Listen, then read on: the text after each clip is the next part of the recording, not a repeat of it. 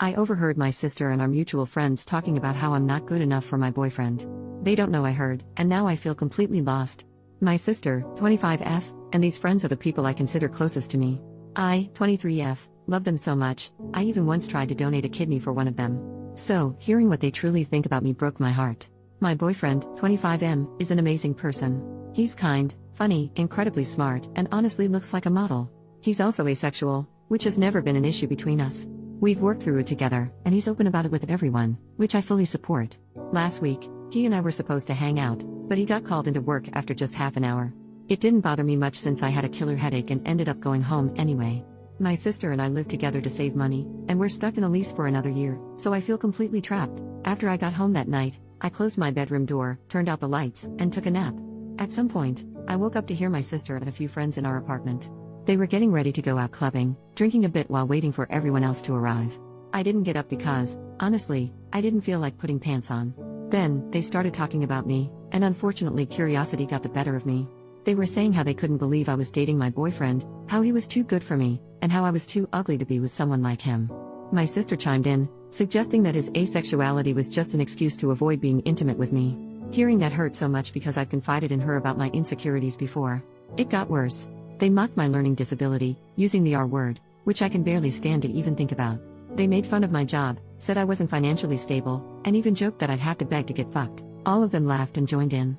By that point, I was crying quietly in my room. I felt so hurt. After they left, I just stayed in bed, numb and unsure what to do.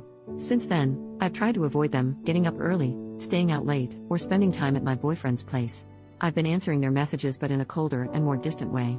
I know I need to talk to them, even if it's just to say goodbye. But right now, I feel too ashamed and hurt to even open my mouth. My boyfriend has noticed something's wrong and he's worried, but I can't shake off what they said. Even though I know my boyfriend really is asexual and cares for me, their words have made me feel like I'm not worthy of being with him. My sister has always been my best friend. I've shared with her how insecure I feel, how I sometimes feel too ugly and stupid to deserve him. I even showed her our messages and confided in her about his asexuality. The fact that she could say these things behind my back and that none of my friends stood up for me, it hurts more than I can put into words. I don't know what to do. Maybe I could break the lease, even though it would be expensive. I don't know how to explain it to them, though, or how I could ever face them again. I'm not even sure if I should tell my boyfriend what happened. Edit to add, I can't thank everyone enough for all the support and advice. Seeing so many people take the time to offer help has truly made this heartbreak a bit easier to bear. I'm planning to talk with my boyfriend tomorrow when we're at his place. I think I might just show him this post. Edit to, again, thank you all so much. I've been overwhelmed by the kindness from strangers on the internet, and it's helped me feel less alone in all this. I really need to get some sleep now, but I'll be back tomorrow to respond to more of the comments. Thank you, everyone. Update, 10 days later. Hey everyone, first off, I just want to thank you all for the messages and comments on my last post. The support honestly helped me get out of bed and face the day. I ended up showing my boyfriend the post because I just couldn't find the right words to explain it all. He was sad and disappointed, but as an asexual person, he's dealt with his fair share of ignorance and harsh comments, so he understood. Mostly, he felt angry on my behalf and agreed with a lot of the advice, especially that I should confront my sister. We decided a letter would be the best way since I often write letters for different occasions, and it felt less confrontational but still meaningful. Writing it was one of the hardest things I've ever done. I kept it simple and direct, telling her I'd overheard what she and our friends said about me. I told her I was willing to work on our relationship, but I needed some distance to process everything. I also talked to our landlord, who's actually a lovely woman, and she had no issue with breaking the lease. I offered to help find a replacement, but she already had someone lined up, so it worked out. My plan was to pack and leave the letter on my sister's bed, but she came home early and caught me in the middle of it. I decided to just go for it and told her outright that I'd overheard everything they said about me, that I wasn't good enough, the names they called me. At first, she tried to deny it, but I wasn't having any of that. Then she tried to downplay it, saying I was overreacting, but I just looked at her, not saying a word. Eventually, she apologized and started crying, and for a moment I thought we might actually work things out. But then she shifted, making it all about her. Here were her main points. I just can't understand how hard it is to be pretty, no joke. I don't get how she feels because I'm used to not being the best. It's not fair that I get to date a gorgeous guy who's out of my league while she's single.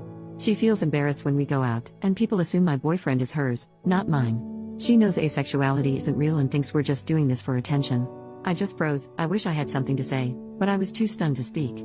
She then said she needed to go out to recover from our traumatic conversation and left. I just finished packing, left the letter on her bed, and moved out. Right now, I'm staying with my boyfriend while I look for a room closer to work. I also wrote letters to my friends and sent them out before blocking them on all social media and contacts.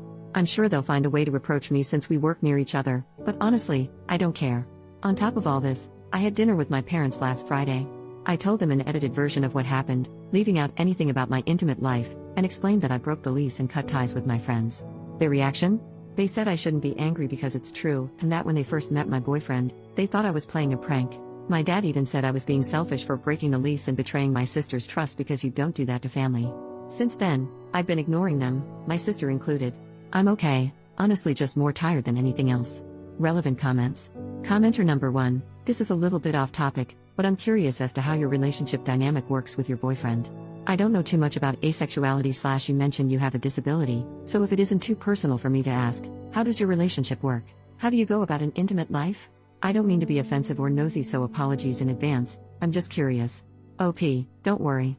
Asexuality is a scale, like the hetero and gay scale. At one side you have the asexual and on the other the allosexual. Between you have different shades of gray. Some people don't feel intimate attraction but don't really care about making love if it makes their partners happy, some really don't want to do it, some only feel intimate attraction for those they have an emotional connection. It's a very diverse community. As for the obstacles of dating an asexual man, I guess it mostly falls into what you consider a deal breaker. What are your needs, etc. I can live without love making. I can live happy without love making. Again, it's about compromise. There are other things in my relationship that are more important to me than love making and they are being met, so I'm happy. I guess it just goes down to, if you can't date someone without love making, that's okay. If you can, that's okay too. The only wrong thing is to start shitting rules.